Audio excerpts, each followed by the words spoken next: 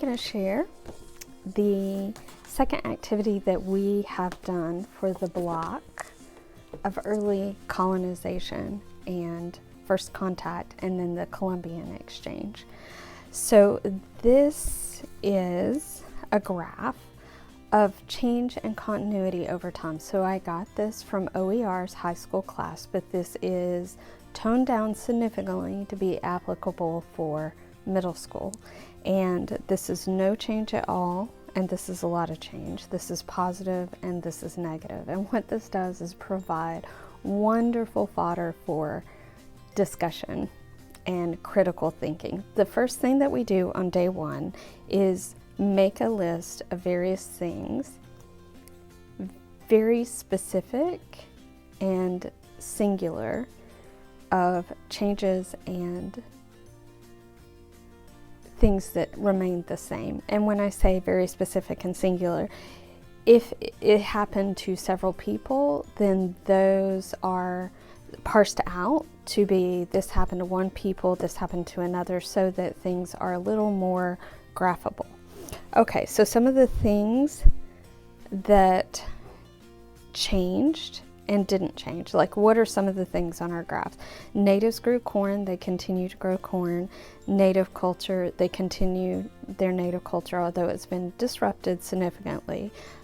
Europeans continued to draw maps, so that wasn't a huge change here. What was a huge change? Potato was introduced to other countries. That had a huge impact. It was a huge change, and it was mostly positive for most of the world. And then natives obtained horses, and corn was grown by Europeans. So you can see we're like picking different things out, things that have stayed the same, things that have changed. And then after we have our list of things, the following day we cut each one of those out and we graph them on here. We talk about, was that a big change, or was that a little change, or was that something that stayed the same? Was that a positive impact, or was that a negative impact? And so we've gone through a lot of this, and then once we plot everything, we do a notice and wonder. What do you notice about this? There weren't many things that we came up with that stayed the same. There were a lot of changes that happened during this time. Most of those changes seem to be neutral or negative. And, you know, we just had a discussion about what we noticed about this graph once we graphed it. On day 3, we start with a paper. Now, what we had determined, like I said before, we decided that it was a big impact, and most of those impacts were negative. So that's what our paper is going to be about. And if you watch the other video, you know that we are working our way into more complex narrations or essay form. So this is the first time we're doing essay form.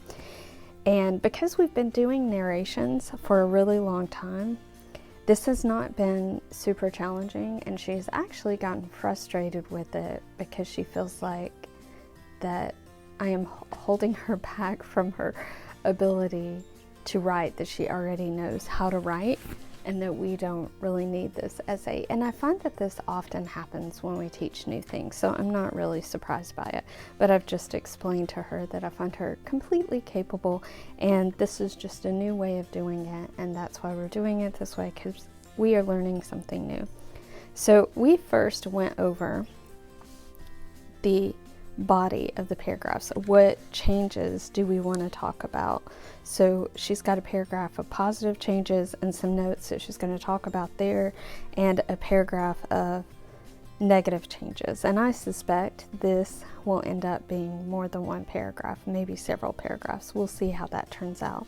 Then we go through and we talk about the conclusion, which should reflect what we've already said in the paragraphs, and then summarize the main purpose of our paper.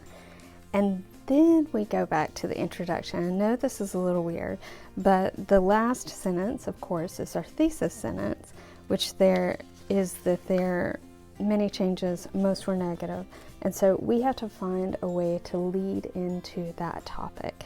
So we discussed different ways of doing that, and she has this. And from this point, we will start our narration process, which you can find in my highlights on Instagram of how we do narration and how we do the editing process.